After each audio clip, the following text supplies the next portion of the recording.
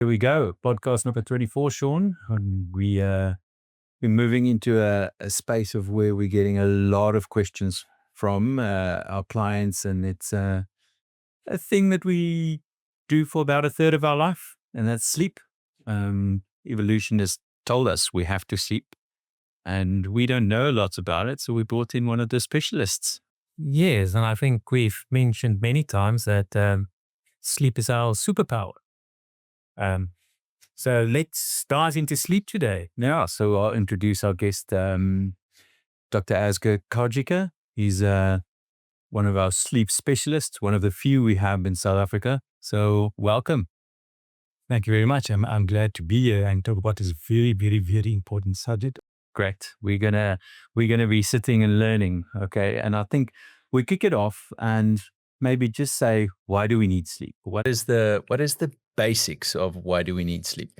It's literally a restorative and healing process that must happen. We are basically machines made out of cells. And any machine, if used constantly 24 hours a day without stop, will wear out. At least we have the ability to heal ourselves during sleep and through nutrition. And if all your processes are working very well, you should live a long, healthy life, barring anything like calamity or disease.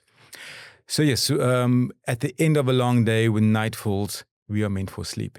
So you can imagine shift workers, I feel very sorry for them, even to say from the start, when your whole shift and your sleep and you come home and it's light, etc., you know there's going to be a sleep issue there. You know, it's not sustainable long term, but people do it. But we really have to sleep at the end of the day. We need a good few hours of sleep. Some people live with sleep issues. I see a lot of people who live with sleep issues. Most of mine are obstructive, so they can't sleep because they have difficulty breathing at night.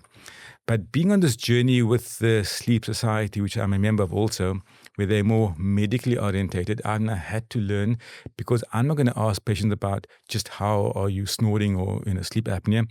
I have to ask them about how they fall asleep also, and if they stay asleep, do they wake up okay, and tiredness. It all blends into one. So you can't just be a sleep specialist just of obstruction and snoring. You have to know a bit about everything. And that's how we sort of hold hands. We've got a nice group across South Africa, actually, where we talk and chat about sleep issues and difficult sleep problems, and we produce protocols, etc., about sleep. So yes, it's a big thing. It's getting bigger. There's lots of fads you see on Instagram and all these things, and maybe we can touch on some of those as part of the show. But we need to know what normal is. So there is a normal, right? Normal is working all day, or if you're not working, just being awake all day, sleeping at night, and not having to sleep excessively during the day. And I think that's also a question we get often, because people sometimes focus so much on how many hours do I need to sleep. But that might differ from person to person. It's all relative. Yes, some people need 4 hours, some people need 7 hours. I need 7 hours. You might need something different. Same. Some people have difficulty falling asleep. Some people wake up at 5 o'clock every single day without an alarm. I need an alarm. There's so much variability. So you can't really say what is absolute normal, but there's an idea. When it's dark, you must sleep, when it's light, you must be awake and do your thing. The surprising thing is that a lot of people live with sleep issues and they don't complain about it. They think it's normal. They've been doing it all their lives, like waking up frequently to pass urine, or waking up tired and having a hectic day, and they say, I'm always tired. But find the cause. I'm very much into finding a cause.